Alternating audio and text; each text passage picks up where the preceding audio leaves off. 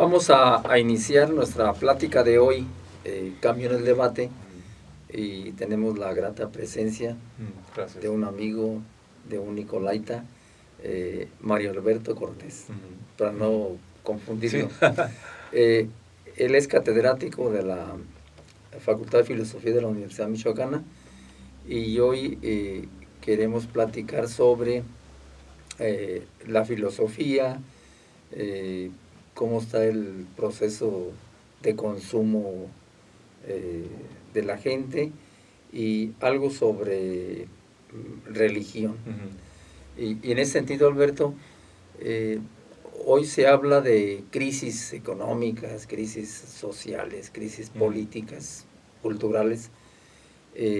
Pudiera decirse que en el campo del pensamiento, en el campo de la razón, existe hoy día una crisis también afecta a todas las demás crisis al pensamiento.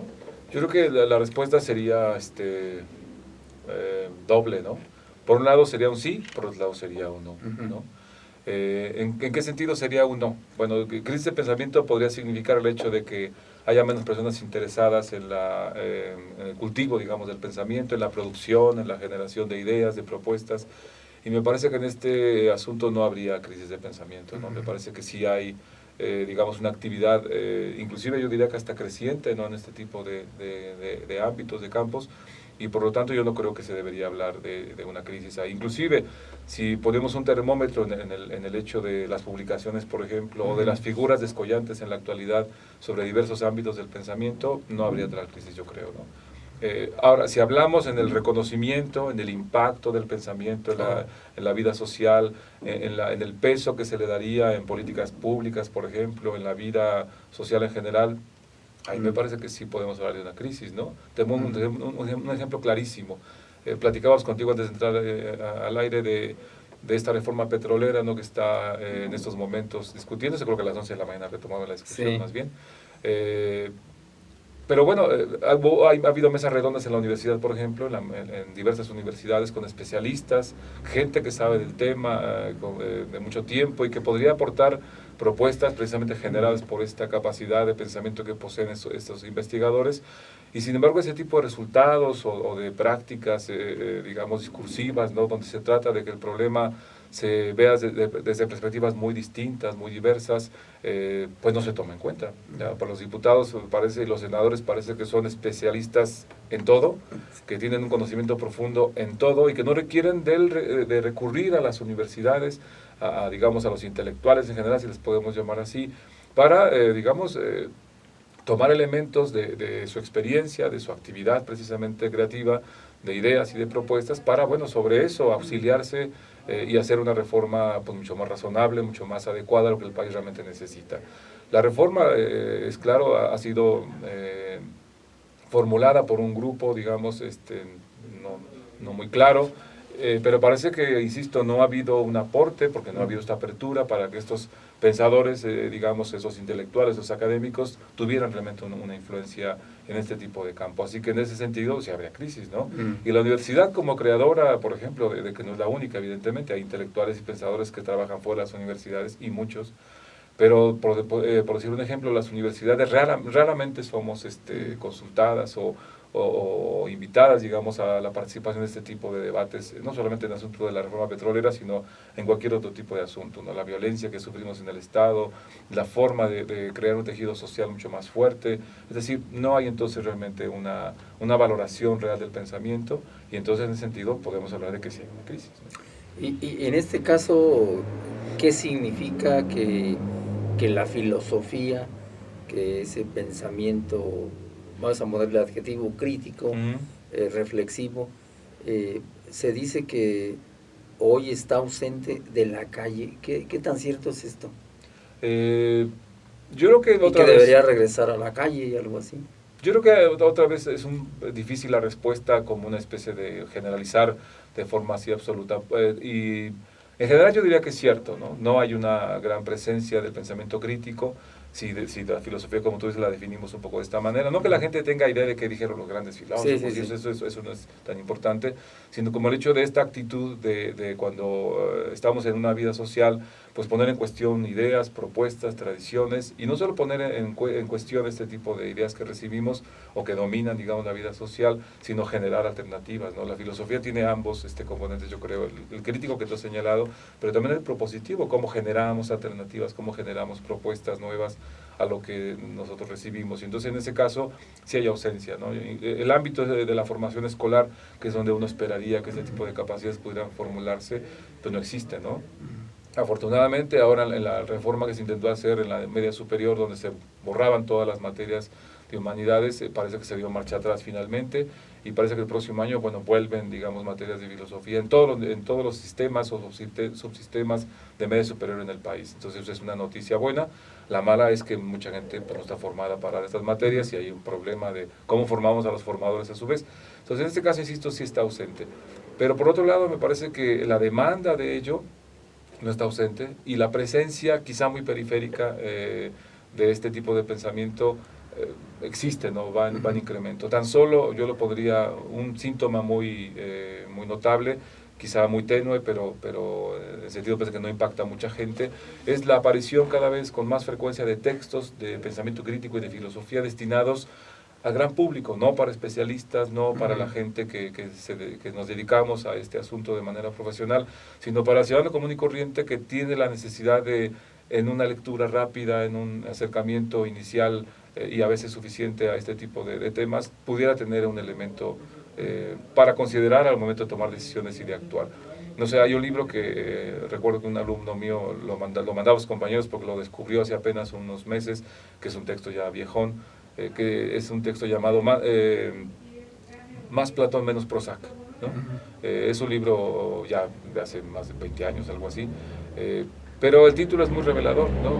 El Prozac es un antidepresivo y el texto propone que, bueno, evidentemente sabes, en una sociedad donde la depresión es una situación relativamente común, frecuente, y bueno, hay dos tipos de depresión, la que es de origen, digamos, orgánico, pues que requiere un tratamiento de un psiquiatra, evidentemente, pero hay muchas depresiones que son debidas a una vida mal llevada, ¿no? A una poca capacidad de hacer un alto en el camino y pensar qué estamos haciendo, por qué lo estamos haciendo, hacia dónde dirigimos un poco la existencia.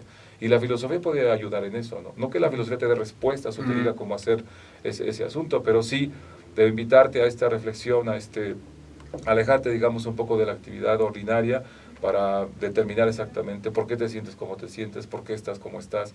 Y no con la idea de que todo depende de ti, de que con el puro pensamiento vas a resolver todo. Pero sí este elemento, ¿no?, de escuchar la voz de la razón en algún momento para no meternos en situaciones que nos llevan a la depresión o a cosas peores, y que quizá Platón pudiera auxiliar, como dice el libro, el nombre del texto. Entonces, como que ahí hay este interés. Hay, por ejemplo, un libro que se llama Café Sócrates, donde relatan experiencias que hay en muchas partes del mundo y que en nuestro país empiezan a darse, donde en los cafés, ya no en las universidades, sino en los cafés, en lugares de reunión pública, se concita, digamos, a la reflexión de parte de la gente que le interesa asistir sobre temas que le interesan a la gente. No es que haya un conferencista dando un rollo ahí de qué dijo fulano o qué propuesta interesante él tiene, sino que le preocupa a la gente, de qué le interesa hablar, de qué le interesa discutir. Y enseñarse a externar una preocupación y hablar de ella es una forma de acercar al pensamiento crítico, que, insisto, son como digamos tenues destellos de este tipo de actitud o de actividad de pensar las cosas de manera seria y rigurosa, pero empiezan a darse, y la publicación de libros, insisto, podría fácilmente existir una lista de 10 libros o más de aparición reciente que tienen esta intención de hacer que la gente piense un poco por su cuenta y, como dice el lema de la Ilustración, se atreva a pensar por él mismo, ¿no? Que no sea solamente reflejar una opinión ajena. Sí, decía el maestro Luis Villoro que la filosofía la considera como un arte de la pregunta, es decir, cómo la pregunta efectivamente altera la misma comodidad, lo que está hecho, lo que está constituido. Pudiera ser que estemos alejándonos de la pregunta sobre la existencia misma, sí, y que sean otros factores los que se coloquen ahí en lugar de la pregunta. Sí, la pregunta se hace ante una señal de satisfacción y de curiosidad, las dos cosas, ¿no? O incluso hasta de escándalo, de indignación. Sí. No hay una sola vía que te permite formular una pregunta. Todas ellas permiten... No solo de asombro, ¿no? Sí, no solo de asombro, que es una respuesta tradicional a la filosofía. La filosofía, la ciencia en general, nacen del asombro. ¿Por qué pasa esto, no? Y la famosa imagen de que ante el rayo que cae, ¿no? Pregunto por qué, o ante la manzana, que en esta anécdota que es apócrifa de Newton, presenta algo, ¿y por qué pasa esto? Sin duda el asombro es un elemento, pero hay otros, yo diría, ¿no? Insisto, la indignación misma puede ser, ¿no? Si algo me parece absurdo, pregunto por qué pasa eso. La curiosidad misma, un problema, ¿no? Que yo tengo, ¿por qué me pasa esto, ¿no? Pero el chiste es que preguntar es un arte, como tú lo dices, interesante, porque preguntar parece ser la labor más simple del mundo y no, ¿no? Todos podemos preguntar, es cierto, pero formular la pregunta indicada, la pregunta justa, la pregunta que permite... conforme a la razón también. Incluso a la situación que te está sucediendo, ¿no? ¿Qué tipo de pregunta te lleva realmente a lo que quieres averiguar? Tan solo cuando vas con el médico, por ejemplo, ¿no? La gente no pregunta. La gente va prácticamente a que el médico averigüe con lo que él ve qué le pasa, pero la actitud del paciente normalmente, y lo sé porque convivo con muchos médicos, no es la de mandarle al médico respuestas a lo que uno realmente tiene de duda, porque a veces la duda ni siquiera está bien concientizada porque la pregunta no surge. Entonces la pregunta no es un arte sencillo, pues saber preguntar, incluso en un entrevistador, en alguien que hace una labor de investigación, es saber preguntar, ¿no? Y en el caso de la vida personal, de la vida social, eso es muy importante, ¿no? ¿Qué me demanda este asombro, o qué me despierta ese asombro, esta curiosidad, esta indignación que me hace preguntar? Y después de que tengo ese sentimiento que me puede permitir preguntar, ¿cómo formulo esa pregunta, ¿no? En la escuela, en la Facultad de Filosofía, preguntamos mucho cuál será el perfil de ingreso adecuado, ¿no? Y es un problema siempre porque no es difícil pedir que la gente sepa filosofía antes de entrar. Sí. Pero yo les decía, sí que sepa preguntar, ¿no? Y que sepa, claro, tratar de responder estas cosas. Y yo les decía que un ejercicio que podemos hacer en el propedéutico sería sentar a una persona del mismo grupo que pretende ingresar, como si fuera un entrevistado, y que los chicos formulen preguntas, ¿no? Ahí vemos, digamos, qué tipo de cosas traen en la cabeza, qué preguntan, en una situación que sea un poquito artificial, ¿no? Forzada, y fíjate, pero saber preguntar, Alberto, la gente no sabe hacer eso, de veras. Perdón, y pongo otro juego donde le pido que la gente piense una idea, muy abstracta, compleja o concreta, que sea un objeto, por ejemplo, que no lo diga nadie, y que los demás a través de preguntas traten de ir acotando qué fue lo que pensó ese sujeto, ¿no? Y uno ve que hay preguntas realmente insulsas, fuera de lugar, sin sentido, que no averiguan realmente nada, que repiten anteriores. Y uno ve que incluso saber preguntar para saber qué piensa la gente, aún en este ejercicio lúdico así, es complejo. Y mucha gente tiene mucha facilidad para esto, tiene mucha idea de esto, pero muchos andan completamente perdidos. En este caso, recordando a Mandela, un líder efectivamente que fue construyendo un sentido a la condición humana. Y él en su autobiografía menciona que cuando él ingresó a la escuela, que era escuela de blancos, claro. De blancos, y dice que él venía de la tradición de la costumbre, pero que se encontró en los niños blancos con la pregunta. O sea que también, así, yo pienso que así como la riqueza, como lo material, no se distribuye con justicia, ¿no será, Alberto, que también la pregunta no se distribuye? Pero es el punto, esa no se debe distribuir, esa cada quien debería generarla. La cosa es dar las condiciones para que esa pregunta surja. ¿Qué condiciones podemos pensar atacan esta posibilidad o van en contra de ella? Pondría dos que se me vienen a la cabeza rápidamente. Una sería el autoritarismo. El autoritarismo te impide preguntar, porque el autoritarismo ve la pregunta como una ofensa. Ve el que tú cuestiones, ¿no? Porque una pregunta es eso, cuestionar como una ofensa. El padre autoritario, el maestro autoritario, el gobernante autoritario no acepta ningún tipo de cuestionamiento, o sea, ninguna pregunta, porque él piensa que tiene toda la razón y que tiene toda la autoridad para que nadie esté por encima de esa decisión y se atreva a cuestionarla, ¿no? Mucha gente ve inclusive como de mal gusto, hasta de falta de educación, cuestionar la decisión de alguien. Absurdo, ¿no? Evidentemente es absurdo. Pero un maestro que no pretende que se le cuestione nada, ¿no? Pues ¿cómo va a pretender formar a los alumnos un pensamiento crítico, esta actividad que invite a formular preguntas? El autoritarismo inhibe completamente el hecho de formular preguntas. Y la otra es la ignorancia completa también. Es decir, una situación de pobreza, tanto material como espiritual, mental o cultural, que, pues, digamos, que no te permite esto. A mí me queda tengo recuerdo muy presente de una entrevista que le hicieron a Ofelia Medina, donde, bueno, dice que visitaron un pueblo en extrema pobreza, en no sé qué parte del país, y llegaron y preguntaron, bueno, ¿qué necesitaban? Y dice, bueno, no respondía nada, ¿no? No respondía nada. Y dijimos, bueno, a lo mejor no quieren hablar con nosotros, ¿no? Pero bueno, les dieron alimentación y eso. Después de varios días la gente empezó a formular preguntas y a hacer peticiones. Ella pensó que era porque había ganado la confianza de ellos. Y no, la razón es que tenían ahora sí energía para preguntar. O sea, el hambre, es decir, la situación de desnutrición extrema no te permite formular Alberto, intelectual. Entonces eso en este caso de la pregunta, hay muchos componentes en lo social que de alguna manera están construyendo como un individualismo. Se está construyendo un tipo de individuación, pero colocado en el consumo de objetos, de lo material. Estos los que pueden acceder al consumo. Pero ¿qué pasa ahí? ¿No habrá un desencanto en la gente en el sentido de perder las grandes causas, los sentidos sociales, colectivos, y que estemos haciendo una individuación muy en el egoísmo? Pero eso es algo, no está en construcción, ya está construido, yo creo. Es decir, las encuestas que hablan de, digamos, de valores y de la cultura cívica de nuestro país, te hablan de un individualismo, de un egoísmo entre nosotros realmente brutal. O sea, y no solamente no es una cosa de la sociedad mexicana nuestra, es una cuestión, digamos, a nivel mundial, pero hay lugares donde esto se acentúa más, se acentúa más. Somos una sociedad eminentemente discriminadora, tú lo sabes, ¿no? Y la discriminación es una manifestación del individualismo o del sectarismo, ¿no? Lo cual, digamos, va muy aparejado. Y eso entonces nos habla de que tenemos un tejido social roto, ¿no? Donde ya no te reconozco como alguien de mi comunidad, no eres parte, digamos, de mí. Y aún dentro de la comunidad parece que el valor más importante es lo que te acontece a ti mismo, lo que es tu beneficio personal. Cuando hablamos de la violencia, por ejemplo, que en nuestro estado y en nuestro país en general, esta violencia es ocasionada por causas, obviamente, previas, que a veces no se visualizan con claridad.